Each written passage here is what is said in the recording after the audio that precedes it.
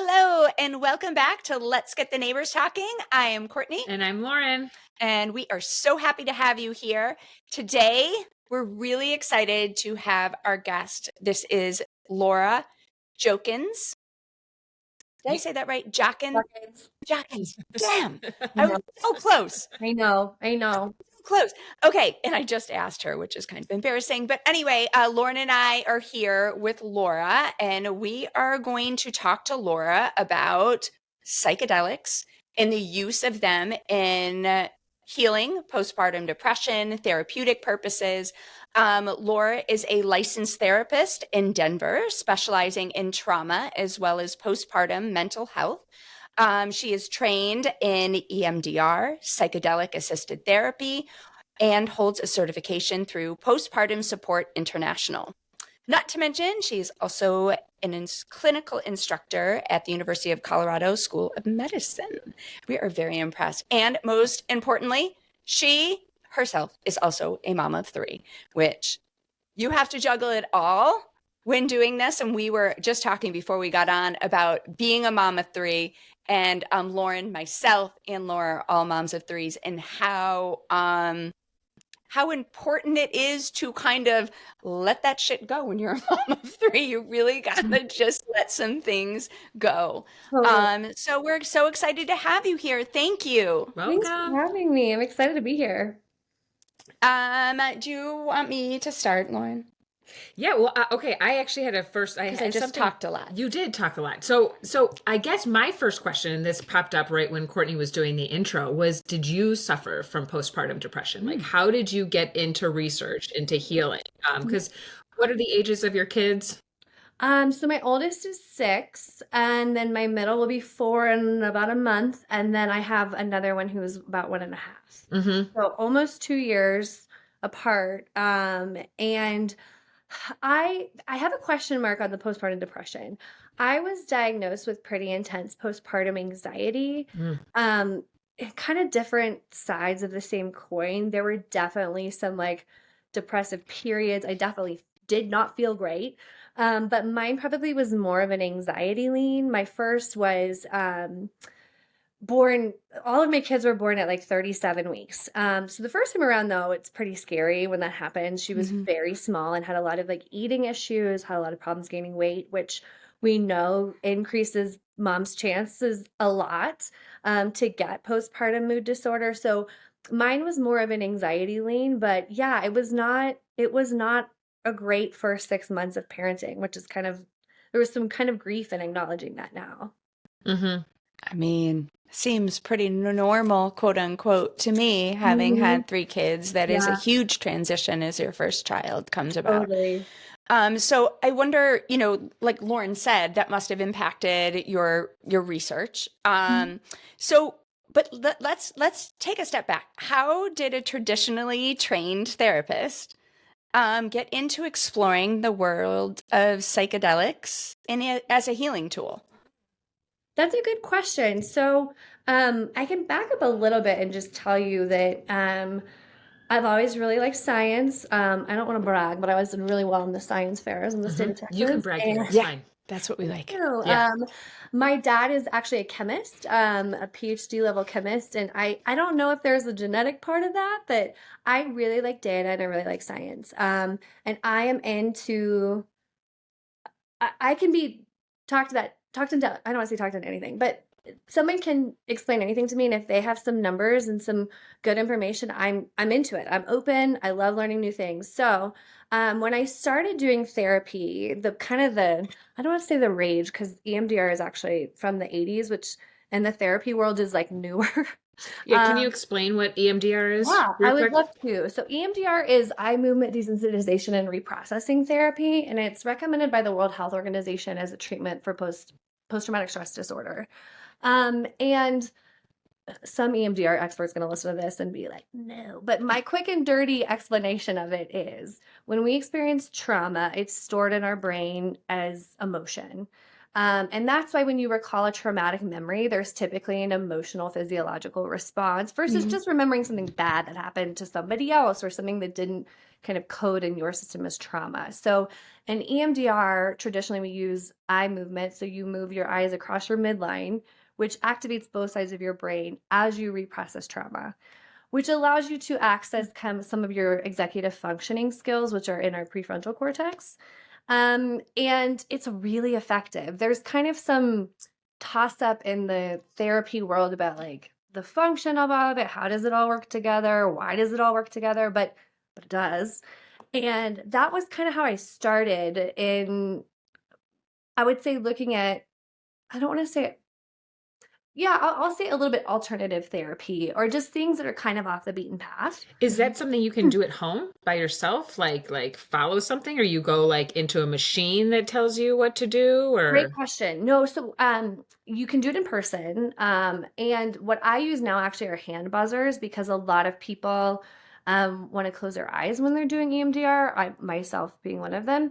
And so the eye movement thing is not utilized as much anymore. oh, But if you want to do it at home virtually, I can do EMDR with clients virtually, which is hmm, really cool that they get to do trauma therapy in the safety of their home, their space, maybe with an animal next to them.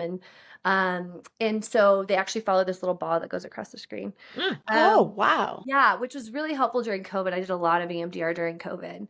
Um, and and so yeah, that's kind of how I started kind of like let's just look at like what else is out here. Mhm. And then one of the people I do research for is a maternal fetal medicine doctor, and she's kind of a mentor, and she's incredibly smart. She's has like decades of experience delivering children. And she's also into like what's new, what's different, mhm. what is out there, what have we not talked about. And so there was a period of time where psychedelics started getting talked about. And maybe specifically in microdosing. And I just remember thinking, like, I need to know about this. I want to know, I want to see what's going on with this. Denver and maybe Boulder specifically is a place where there's a lot of research happening. They've been doing marijuana research here for probably well over a decade, well over um, the time period where it's kind of become more accepted.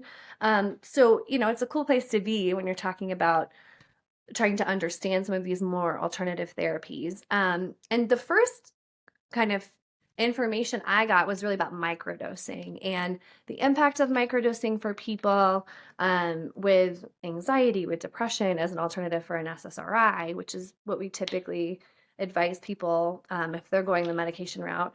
But also for things like ADHD, which I was actually diagnosed with at 35 last fall. And so that's kind of how I started looking into it. And I was very motivated to continue looking at it because the data's there. Yeah. And now do you microdose?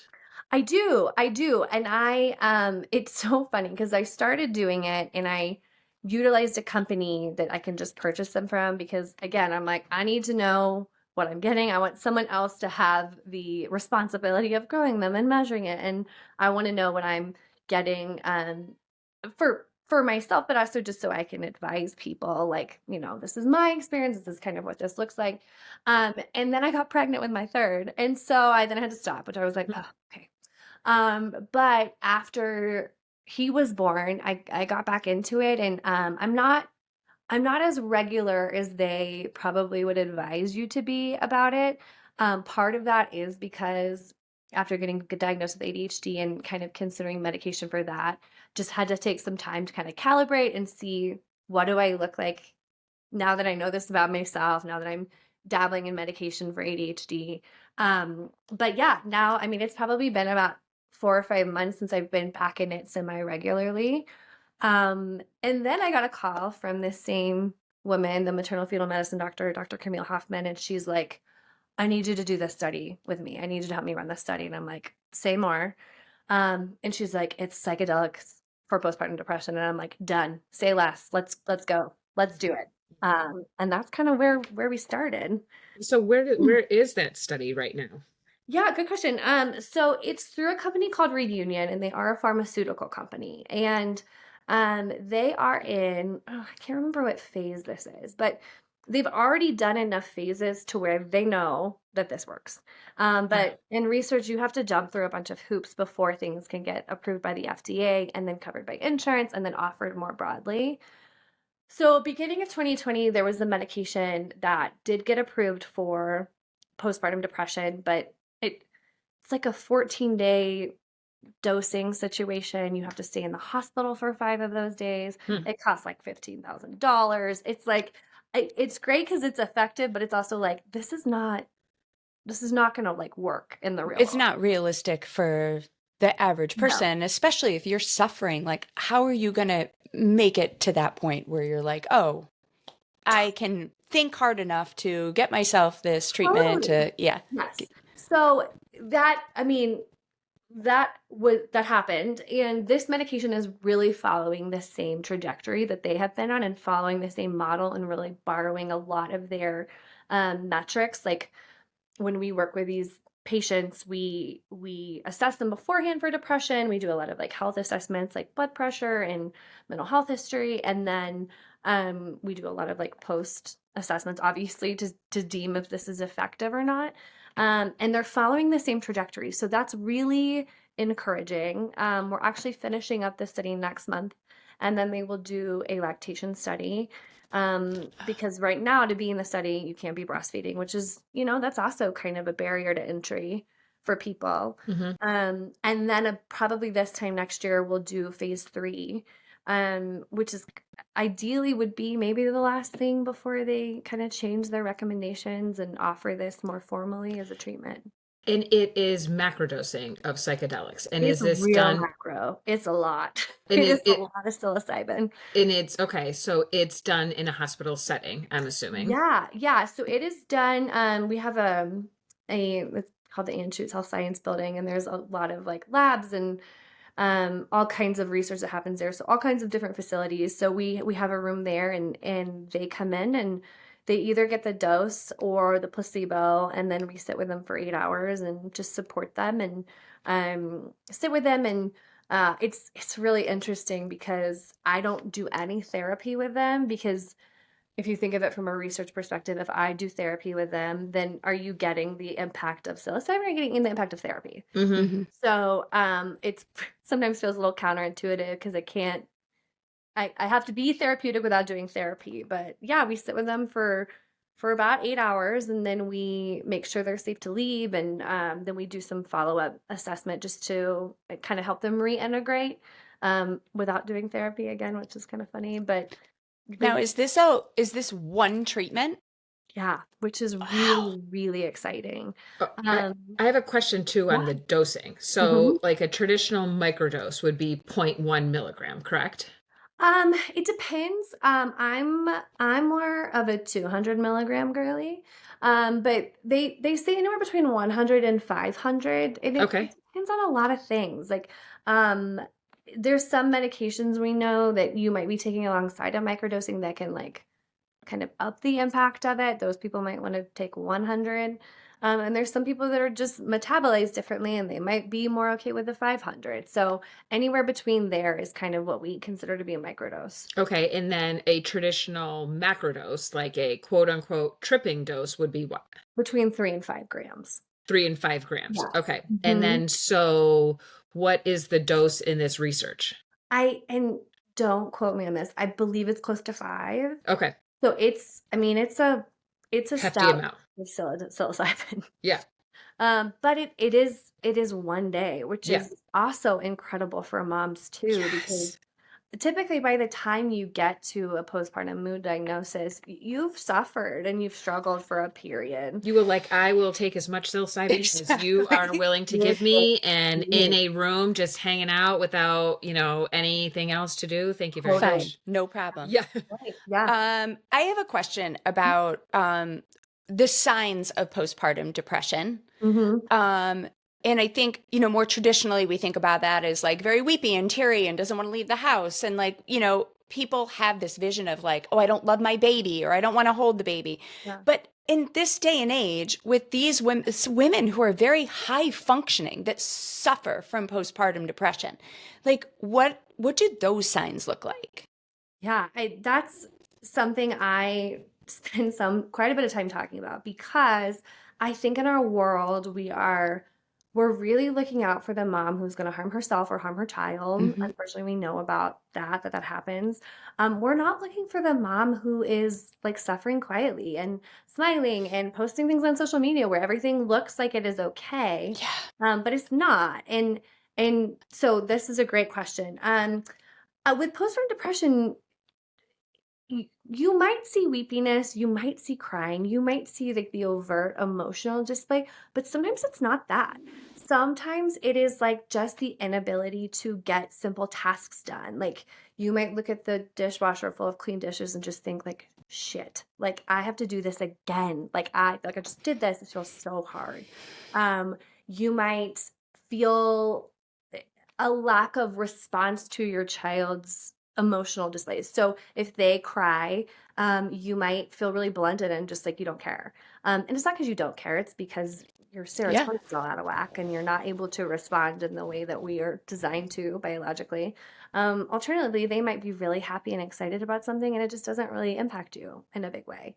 Another way you see this is kind of withdrawing from social interactions, whether that's with friends, sometimes it's with partners. I think partners can be a really, really good sounding board about postpartum mood disorder, if they're willing to kind of be that helpful assessor.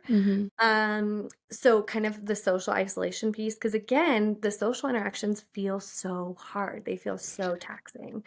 And there's this double bind where moms feel guilty, I think, about the fact that it's really hard. And I mean, I remember with my first thinking, like, what the hell have we done? Like, we have ruined our lives. Like, what have we done? Yeah. Yeah. And then feeling like, oh my God, what does it mean that I think this? What does it mean that I'm feeling this? I'm a terrible mom. And you get on social media and you see the mom holding the baby, and it's the most beautiful thing I've ever experienced. And then you're like, well, I must be doing something wrong because I do not feel this way. So I think looking at people who feel like they are just working really, really hard, or I mean, obviously having a new baby is hard, but there's a real feel for it. It's more than just being tired. It's feeling tired by things that should not just in a normal day, in a normal season, make somebody tired. And it sounds like you're also saying like not only the depression or feeling hard, but also maybe a little bit of malaise, just like meh. What Just does that word mean? Meh. Malaise? Wow. meh. Uh-huh. Meh. Like Like, don't really care about things that much. Yeah. Should I? Is this for can people who are not postpartum do this wonderful macrodose? Because I kind of feel like that's me right now. Blech. Well, I mean, Yeah, you and that know, was actually leading into That is one of our yeah. next questions Totally. is that like where do you see this study going? Because we're at the opposite end of the perimenopause and the menopause and really that shift in the fuckery that it does with your body and your Yeah. mind and your brain and everything. It's kind of similar actually to Yeah. postpartum. It's like the reverse Yeah. experience. Except you're raising teenagers. Yes. And everyone And else. they're also ruining your life some days. Right. I mean, it begs the question, is there like a perimenopausal depression that we should be talking about? But where is the study going? That's a good question. My hope is kind of, I would say, twofold. One would be that this gets approved by the FDA because, so many people they're not going to grow their own psilocybin. And also, I don't know if you've looked into that, but it's really hard to do. I was like kind of like researching like how, what does this look like if I start doing this? And they started talking about sterilizing things, and I'm like, no, immediately no. Like I can't. That's way above my pay grade. We do not live in a sterile environment when you No, have 3 kids. nope. There's Again, nothing 3 we can kids. do. Not going to happen. So they're not going to, if they have to go buy them from some person on the street, it's not going to happen. Mm-mm. So the FDA, for better or for worse, does have power in making this available to people. So that would be my first hope, is that this becomes kind of a frontline option for women who get diagnosed, who want to give up maybe probably more like a week of their life, because there'll probably be a cessation in breastfeeding, and then, a little bit of a return to normal, and likely some additional therapy just to make sure that they're feeling supported after that Mhm. experience.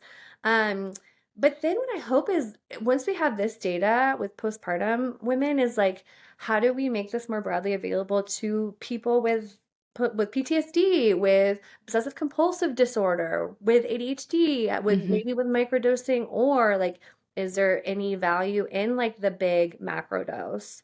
So that's kind of, I think that's where this can go. And I just have one yeah, more just to piggyback off. Courtney and I have Mhm. a lot of questions. No, we I do, love but it. I want to get to like what happened, like, what the healing is. I get that. And we still have time, but I do have one more Okay, question. go. Do you so to be in these studies? So typically somebody with PTSD, somebody with postpartum, somebody with OCD, they're already on a lot of traditional medications. Does that have to get weaned off? No, in Like, fact, so in ayahuasca, you have to wean off all of those yes. medications. And then it's like, wow, what the hell is going to happen? Like, do you have to Right. wean off? And that, I mean, and that's a really good example of another like barrier to people wanting to participate in these sort of activities, which I very much understand with ayahuasca why they do that. With the psilocybin, no. In fact, we don't Mm. want them to wean off of anything, because if you are on an SSRI and you're doing therapy and it's not working, um, we still want to measure the impact of the psilocybin. So we Oh, want you to stay on that. We want you to try the psilocybin, and then we really get to kind of isolate what is that experience, because we know what you are baseline on these meds. You mm-hmm, just can't, once we start screening people, you can't start any new therapy, you can't mm-hmm. start any new medication or any other kind of alternative therapy, because we don't want to conflate any of those numbers. So there is no adverse reaction to an SSRI and psilocybin.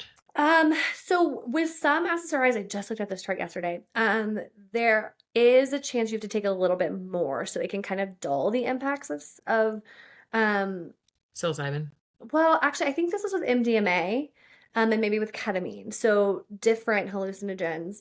And with like Wellbutrin, for example, it makes the impact stronger. So there might be some modulation with some of it, but it's not typically intense enough that they would say, and I mean, and this work is really with psilocybin, where they would not say like you have to get off of it. Okay, that was my question. That's Yeah. a really good question, Thank you, because Courtney. I would think that women who are in postpartum depression and have already started some treatments, like the last thing you want to be told is like, oh, you can do this, but then you got to get off what's maybe just keeping you alive. Like, Right. that's A not huge fair. barrier. Yeah. Exactly. That's a huge barrier. And I think just like I think about, if this was my partner and they're like, I'm gonna do this study, but I have to get off my meds, I'd be like, well, hold on, like I don't idea for anybody. Let's So think about that. yeah. So it's that's another part of the study that's really, I think, helpful. Yeah. Why do you think psychedelics are such a powerful tool in healing women? I mean, postpartum or just everyday life, it seems, that women are using mushrooms in microdosing and macrodosing, and you see it all over Instagram, and you see it a lot out We just there might see it on our Instagram because because we do it. yeah. Yeah. I don't I have like a being a therapist, I think I have a weird sample size for the world, because I hear what other people are seeing and experiencing. And I mean, it's something that I get asked about a lot, and it's something I Mm. advise people about a lot. So I don't think it's just you guys. I Okay, think that it's getting the good. attention it deserves. Almost like it's been effective for thousands and thousands of years. But that's my Yeah. answer. And Um, what is it about mushrooms, or what is it about or psychedelics in general in that experience that is healing? Like, yeah. how do you turn something that like we used to traditionally think of as like a fun trip when I was, in my Little did you know early that 20s? you were doing something very good for your body and soul. Exactly. Yeah. How do you turn that from, just enjoyment or recreation into a healing, and what happens?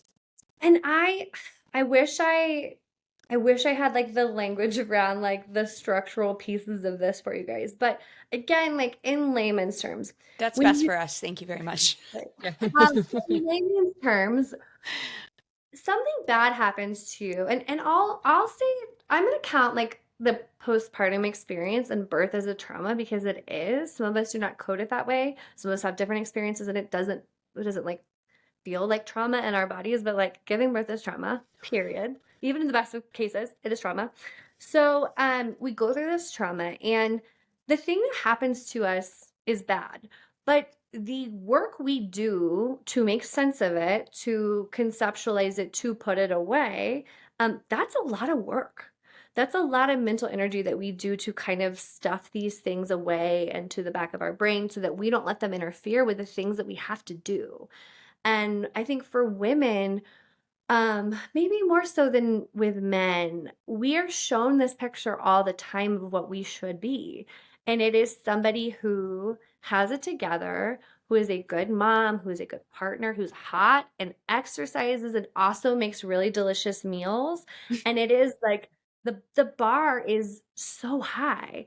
And if you're suffering and you're struggling, the only option you really have in a lot of cases is just to put it away. But that's a lot of mental effort. It's a lot of mental effort to do the don't think about it, don't think about it, this isn't important, let it go, don't pick this up again, just ignore it. And so what happens with psychedelics is all of a sudden you can't do that. Like you don't have that brain power in that moment when you are under the influence of 5 grams of psilocybin to box it away. So it just comes flooding out. And because this amps up your brain in a way that I would say is adjacent to EMDR, meaning activating many parts of your brain, you get to start making sense of that and making a narrative. And, the meaning making part of it is super important with psychedelic treatment. And so in like 8 hours, you do the work of like what could be a year or 2 years worth of therapy because trauma therapy is not fun. People don't Good trauma therapy is not fun. Good trauma therapy is hard, and people don't want to do it, and I get that. But when I give you a situation where you have this impact of this medication on you, like you don't have a choice. You don't get to like redirect and be like, I know we're doing trauma therapy, but can I talk to you about this thing that happened at work? It's like you are in it and we're gonna throw all of this at you, and it's your brain's chance to kind of rewire and reprocess that in a way that's more adaptive. I hope And that's does helpful. that get Mhm. processed on its so I know that your clinical trial, you're not doing therapy Mhm. while they're sitting there. Right. So I'm wondering, in an ideal situation, I guess my question is like, how are you processing it if you're just sitting there with those thoughts alone? Like you just kind of, I guess, like ayahuasca, we're alone too, and you're alone with your thoughts and you're processing it. So maybe it's like that. But is it beneficial to do it alongside a therapeutic process? Would that be the hope someday? I mean, that's my bias. Of course, I'm like, everyone needs therapy all of the time, even maybe especially the people who don't think that they need it. Like, you're the ones who need it. But I I would say yes. Just having that support too, and ensuring that people feel safe, I think is the real thing because you do feel very out of control. And it's scary. I think it's really scary for people sometimes to like anticipate that coming on. But in general, like the brain knows what it needs to do. The brain is so good at healing itself when given the right conditions. Mhm. And obviously, I'm not talking about like I mean, there are certain cases where I'm like, yeah, you know what, you're gonna need medication for the rest of your life, and this is the way that we're gonna make your brain function. And so I'm not thinking maybe about those so much, but for people who are functional in real life, who are struggling with things that they have just boxed away, yeah, I think having that therapy piece is really valuable. In my perfect world, I do a year of therapy with someone. I get to know what their life is like, what their childhood's been like, the things that scare them, the things that motivate them. Then we do a psychedelic experience, and I'm able to talk to them when they're experiencing this. If they're saying I'm having an experience with my parent who was really difficult, I can remind them like, you know what, you're not a child anymore, you're an adult now, and you can advocate for yourself. So that would be my ideal world is Sounds that's how amazing. that would look. Yeah. And in this, I do think that people who a barrier to microdosing and trying psychedelics could be adverse reactions. Yeah. Have you noticed, in your experience, kind of being in this world of psilocybin and the micro and macro, have you seen anyone try it and have like a really bad reaction to it? Like a bad trip? Mm-hmm. I haven't, but Mm-hmm. there's a couple reasons for that. So one of them is I would not advise anyone who has any history of a psychotic disorder, whether that's Mm-hmm. PTSD with psychosis, bipolar disorder with psychosis. Bipolar disorder is really on the fence in terms of people that you may or may not see impacts, negative Mm-hmm. impact with. Mm-hmm. Schizophrenia is another one that I'm like, probably a hard no, unfortunately, Mm-hmm. until we learn a little bit more Mm-hmm. about long-term impact.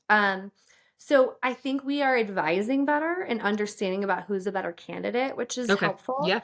The other thing is I typically tell people microdose first. Like Mm-hmm. try this first. It's not the same thing. But if you try 200 milligrams and you feel way off and it doesn't suit you, um, I don't know that I always think that's technically what you're experiencing, but if you're having that as an emotional or even a placebo effect from this, Mm-hmm. you might not be ready. It might not be the right Mm-hmm. time for you. This might not be the right substance. We're not there yet. Mm-hmm. Mm-hmm. That's So great. the Great info. safeguards, I think, kind of keep people from having that experience. Where would somebody purchase to microdose? Yeah, good question. And actually, I'm gonna look it up because it's I think it's Schedule 35 is the company that I use. Okay, and we Um, can link it too in the yeah, podcast. Schedule Yeah. 35. Um, Also, if they want to sponsor me, I would love that. So Yes, Schedule 35. write You to me, should reach Schedule out to 35. them. Reach Email out me. to them and let them Um, know. Yeah, I think I will. I Mm-hmm. use them. I've been really happy with them. I know that there's other companies that are doing the same work. But I think too, if I'm like, hey, you gotta go like buy mushrooms from somebody on the street, people are gonna be like, no, like I'm not doing that. And Mm-hmm. in Denver, you cannot sell mushrooms, which is still illegal. You can give them though, and then you can sell advising on them, which is what people do here, which is like a funny little workaround that I kind of love. But this company does sell capsules. Now, you are basically attesting when you buy these that you are in a place where this is legal. I don't think they're following up. I think they're kind of putting it on to you. Are they legal anywhere? Well, they're decriminalized in Colorado. I think they might be legal in California. I think the decriminalized part is the thing that if you're using this for healing purposes, the decriminalized is probably enough. Um, so that's an option. You can grow them. There are a lot of websites and Don't do Reddit that. specifically.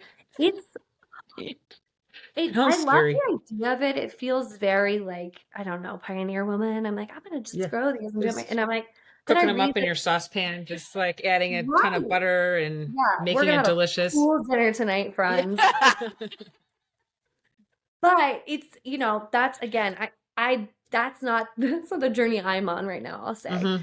So I think buying them from a company too definitely feels safer for people, Yes. especially as you're getting acquainted with them. Let me make my own dose here. What do we think this is? Well, I mean, I have been You get grams and milligrams confused. Whoopsies. Oh, I yes. I have been gifted some from my brother-in-law, and he's Mhm. like, "Oh, you can make your own capsules. Like, just need to grind them up, like get weights." He sent me all the stuff, and I was like, "Dude, they're still sitting in my cupboard. Yeah, I'm like, no. I don't know. Yeah. I don't know if that's for me. Just take a bite out of it. That's what he said. He said, or you can just chomp it. I was Yeah, like, or I know people but who how grind them, much? they'll take like a pinch of the powder and do it that way. And I'm like, again, I think if you have experience and you kind of know what to expect, that's great. But I cannot imagine telling someone like, hey, first time, just grab whatever your heart feels. I'm like, Grab this a isn't pinch. garlic. This is like Yeah. this is a way bigger deal. So And you have to you have to prepare yourself for that in your Mhm. Correct. family and your situation and your evening. Like, yeah. could go Yeah. way, way, way off. What's the most common misconception about them? I mean, Lauren mentioned the bad trip, but Mhm. how do you debunk that? Like, when you've got people who are coming to the study and they're like, "Oh, this sounds great," And then they're like, no, I can't do it. I could never do that. Yeah. I mean, I would say a couple of things. One is when we talk about a bad trip, a lot of times these are being like grown in pastures under cow shit. So it's like the quality that we were talking about even like 10 and 15 years ago is different now. So Mm, there's a chance that that was part of the bad trip too. So I poo. think having that as like a high likelihood of something happening like that, I would be like, it's probably not um it's not as relevant now, especially when you have these companies where like this is their job, this is their work, they're really invested in having a good product. So those are the first thing I would say. The Hmm. second thing is, I think if you're scared of them or you feel nervous about doing them, maybe that's a conversation too. What are you afraid might come up? What are you afraid you might learn about yourself? What choices do you think you might have to make after this if you're Yeah. presented with kind of what your brain is going to present you with? And that's can be a really great starting point for people in therapy. But the other thing too is like I'm a data girly. Like there, look up psychedelic treatment for trauma. Look it up for, I mean, there's already the data for the postpartum depression from kind of previous preliminary studies. It exists. It is out there. You can read And it's about a it. lot.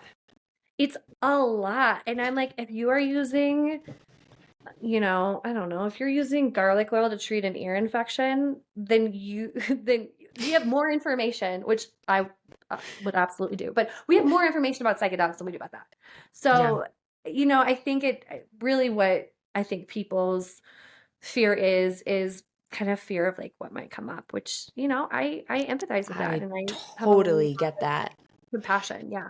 I mean, I had that at ayahuasca. I was terrified that something was going to come up that like I didn't remember, or something that was going to come Or up that like You then have to deal with. I was going to have to deal with. I was going to relive a trauma. I was going to yeah, be more of a, I thought I would come out more of a mess sure. than I went in, because there was going to be this revelation that like everything was shittier than I thought it was. Totally. But it actually wasn't like that at all. It was very warm and nurturing and caring. And that Right. experience was, for me, I know it's different for everybody else. Well, when I did ayahuasca, the one thing that I will never forget is ayahuasca told me, and the same goes for psilocybin, but it was like, I am the earth and I created this for you to heal. Yes. I Right. grew this for you to heal. It's the same with mushrooms and psilocybin. Totally. And I think too, like again, there's a reason why this has been used for thousands and thousands and thousands and thousands of years. Like crystals. Yeah, I mean, like all of Same. this It's stuff. energy. It's Yes. all energy. Yeah. Like, It's what happened with psychedelics in treatment, because I feel like they were used, we had this kind of we had the 50s, there was a whole bunch of research, right? Mhm. Super, a lot of research. The 60s happened, everything kind of, the research halted, turned fun. shit went down. And then now we're picking up back where where we lagged. But what happened? Because there is a lot of research and it was all positive, and then all of a sudden something happened and everything turned to war on drugs, bad, bad, bad. You're grouping in plant medicine with Right. drugs, like Yeah, chemical drugs, like yeah. it's got all I mean, wacky. I would say there's actually a book and it's on my list of books to read, which is now just getting really long. And I'm gonna look here and tell you what it is. But um there was like government and like greater powers that kind of influence that. The war on drugs is like a big one, Hmm. unfortunately. And again, like I empathize with the idea. It's How to Change Your Mind by Michael Pollan, which there was a Netflix show about. They like Yep. took the Netflix show, but he also wrote the book, and he talks about some of the more kind of legalities around those changes. But I think people got scared. I think people saw that their 20-year-old kids were acting out and making weird choices and blaming medication or specifically drugs for it, which like I think now we know like that's just being like an older teenager, early 20 something. Like it doesn't necessarily have anything to do um I mean it could, but it likely doesn't have anything to do with psychedelics. Hmm. The other thing I think that happens is when you see people using those substances, typically they are early 20s. And unfortunately, that's when we see the beginning of a lot of really serious mental illness. So I think we've conflated the two things. I think we've become very afraid of addiction. And rightfully so. Addiction's a huge problem in our country. But we're not identifying things correctly, in my opinion, because I mean, there's some research that says that psychedelics could be helpful for addiction because addiction isn't the problem. Trauma is the problem.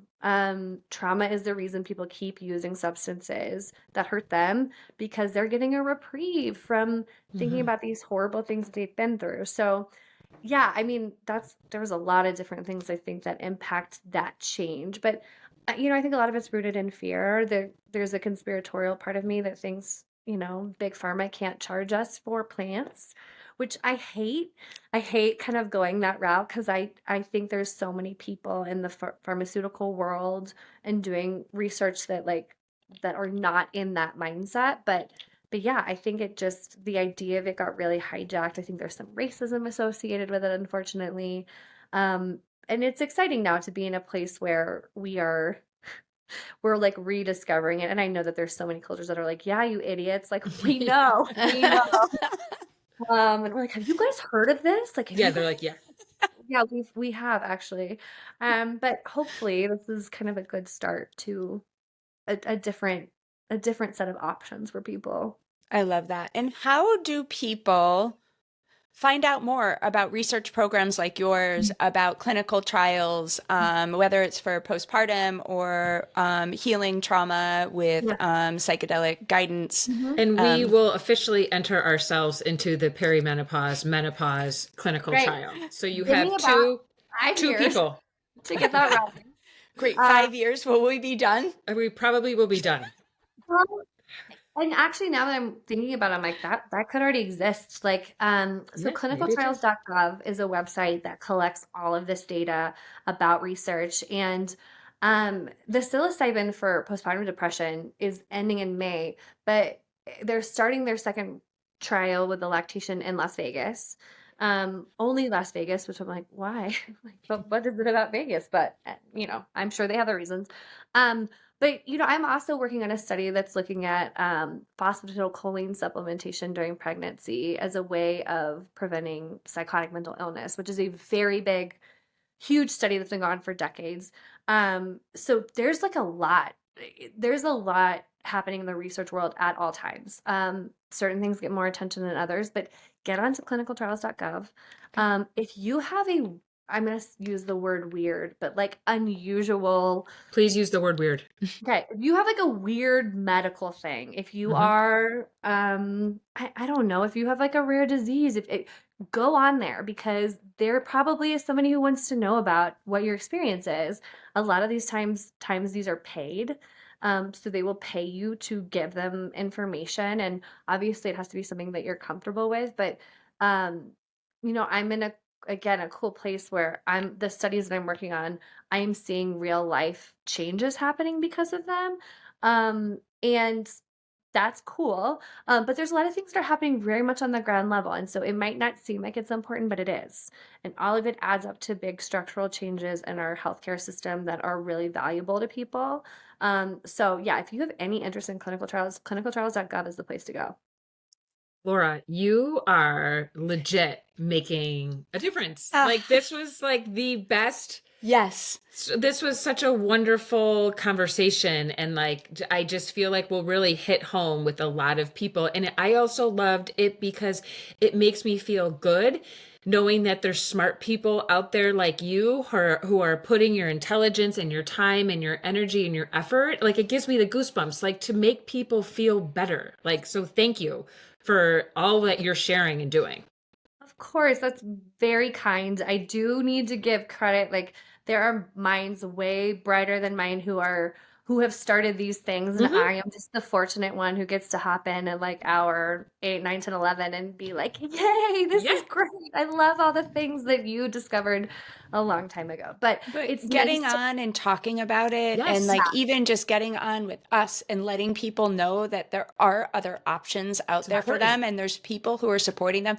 Not to mention, this means a lot coming from another woman and from a woman with 3 kids. Mhm. Like, it matters to your patients that you have that experience. It matters to us that we get to talk with somebody about these experiences that is a woman and has experienced these things. It's really, really wonderful that you're Well, doing thank this you work. for having me, and thank you for the work you're doing to get this information out to people. It's valuable, and I think I just want people to know that, like, you know, you're not always stuck. Sometimes you feel Mhm. stuck, but there are other things you can try, and there's other people that want to talk to you about those and support you on these kind of alternative journeys. Getting the neighbors talking journey. I Yes. love it. Yeah, absolutely. I mean, think if you did this in your yard, the neighbors would absolutely talk. Totally. Thank you so much for Thank you. joining us today. We will give you guys a little bio about Laura in the show notes, as well as her website and Instagram. If you guys have questions, I'm sure that she would love to answer them. And certainly, if you are in the Vegas area, reach out to Laura about any interest you might have in being a part of these trials, because they are making a difference in women's lives and children's lives. And we're so grateful for that. So thank you. Thank you. Bye-bye.